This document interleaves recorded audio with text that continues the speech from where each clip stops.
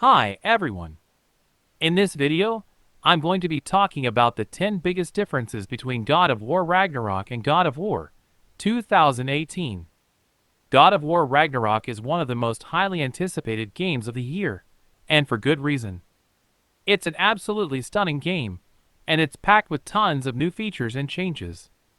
If you're a fan of the God of War series, then you definitely don't want to miss this. God of War Ragnarok, 10 biggest differences from God of War 2018. SIE Santa Monica is keeping things close to the vest with the upcoming God of War Ragnarok, just as it did with the 2018 title. But even from the limited footage that the developer has chosen to publicly show thus far, it's clear that Ragnarok is going to differ from its predecessor in some key ways. Though the gameplay is obviously going to build on the foundations laid down by God of War 2018, Ragnarok is nonetheless diverging with new ideas in terms of both its story and how it will play, and even behind the scenes. In the lead up to its launch a month from now, here, we're going to take a look at some of those key differences between the two games. Cory Barlog has solidified his name as one of the most prominent figures related to the God of War franchise, having directed God of War 2, which many still consider to be one of the series' best games, before then returning to the franchise to steer its reinvention and direct God of War 2018. Since its inception, however, the action-adventure franchise has followed a tradition of sorts, where no successive releases are directed by the same person, and it looks like that's going to continue. As revealed last year, unlike the 2018 title, God of War Ragnarok is not being directed by Cory Barlog, and is instead being helmed by Eric Williams, who has been a designer on every mainline God of War game to date. Barlog is instead going to direct SIE Santa Monica's next game, which we know practically nothing about at this point, while he's also still involved in Ragnarok's development in a producer role. It also seems like he still has a big hand in shaping the franchise's future. For instance, it was Barrag who decided that God of War Ragnarok will be the final game in the series' Norse saga. The Lake of Nine serves as the central hub for all of God of War 2018. It's a location you come back to time and again throughout the game, and sure enough, it'll be coming back in God of War Ragnarok as well, though it might not be quite how you remember it. When God of War kicks off, all the realms are caught in the grips of Fimbulwinter, and in Midgard, that means everything frozen, even more so than it was in the already wintry 2018 game. The Lake of Nine has completely frozen over, and is covered with a thick ice surface, which means traversal across it has changed as well. Instead of the boat, Kratos and Atreus will now use a sled pulled by a pair of wolves, though the boat will return in other areas. In God of War 2018, the changing levels of the Lake of Nine were a key mechanic, allowing access to new areas at certain points in the game as the water level fell. Presumably, that's not going to be a thing with the lake frozen over. God of War 2018's eventful story took Kratos and Atreus on a journey through many realms, but some were still locked away. There was Midgard, of course, while the father and son pair also traveled to Alfheim, the realm of the elves, Helheim, the realm of the dead, and right at the end, Jotunheim, the realm of the ice. Meanwhile, Nibelheim and Fire Realm Muspelheim were also accessible as optional realms. The rest were locked, which won't be the case in God of War Ragnarok. Kratos and Atreus' journey will take them to all 9 realms of the Norse mythos, which means Asgard, realm of the Aesir, Vanaheim, realm of the Vanir, and Svartalfheim, realm of the dwarves, will also be featured in the game. Of these, we've already seen a fair bit of Svartalfheim. SIE Santa Monica has also confirmed that each realm is being affected by Fimbulwinter in different ways, so don't expect all of them to be covered in ice the way Midgard is going to be. Characters have become the heart and soul of God of War in its current form, and presumably, that'll remain the case in Ragnarok.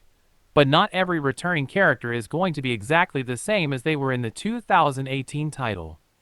Take Atreus, for instance.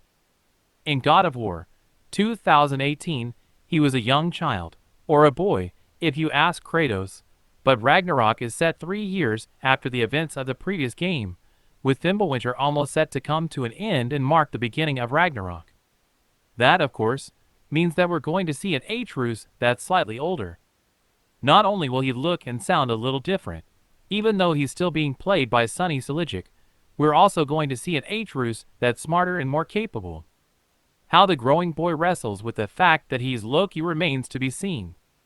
Another key character from God of War 2018, Freya, is going to return in Ragnarok as well, and she couldn't be further from a friendly, peaceful witch in the woods at this point.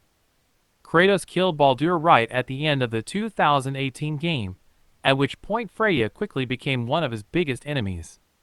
She's got her Valkyrie wings back now, and as angry as she is, she's hellbent on tracking Kratos down and killing him.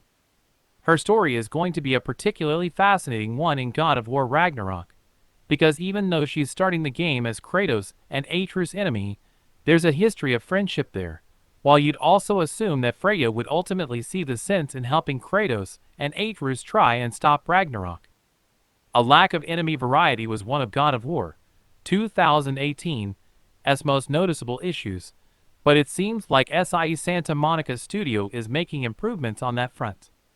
While it seems safe to assume that there will be plenty of new enemy types in the upcoming Ragnarok that we won't find out about until we come across them in the game ourselves, we have seen a few interesting new foes nonetheless. There's the bipedal lizard-like monsters known as Grimms, giant reptilian creatures called Dreki who can burrow into the ground, centaur-like enemies known as stalkers, and even an floating orb with a rune shining on its surface. That last one in particular is still something of a mystery. The shield was very much an ancillary part of God of War 2018. Even though it could be very useful as used right, it was the kind of tool that, depending on the kind of player you are, you might not use much throughout the game, or even at all. In God of War Ragnarok, however, it seems shields will take on a more prominent role. The game will feature a greater variety of shields for players to choose between, each coming with unique defensive options and abilities. For instance, there's the Dauntless Shield, which has a very small parry window, but if you get it right, you can smash it into the ground to unleash an area of effect attack that stuns enemies and sends them flying. On the other hand, the Stonewall Shield is much tankier, and though it cannot be used to parry, it absorbs damage from attack. Once you've absorbed enough of it, you can unleash it as a shockwaves to smash into enemies. Similar to combat, though the core movement mechanics in God of War Ragnarok won't deviate from the 2018 game in any drastic manner, they will see some key tweaks and additions nonetheless. In particular, it seems like Kratos' iconic Blades of Chaos are going to serve more of a function in traversal at times. In what we've seen of the game so far, we've seen glimpses of Kratos using the blades at higher ledges to pull himself up to them, while in the most recent trailer, we also saw him use the weapon as a grappling hook of sort on a distant point to shoot himself against a large hap, which is a move pulled straight out of the original God of War games. Right off the bat, keep in mind that this is based on leaks, not official information revealed by Sony or SIE Santa Monica studio. As per a recent report by journalist Tom Henderson, God of War Ragnarok's main story is going to be roughly 20 hours long, which is about the same length as the 2018 game, of which 3.5 hours will be dedicated to cutscenes. Meanwhile, if you're playing the story and a healthy amount of side quests, you'll get 40 hours out of the game, which is a healthy jump over the 2018 title's 30 or so hours. Accessibility is something that we've been seeing in more and more games of late, especially first-party PlayStation titles, and that's something that will continue with God of War Ragnarok.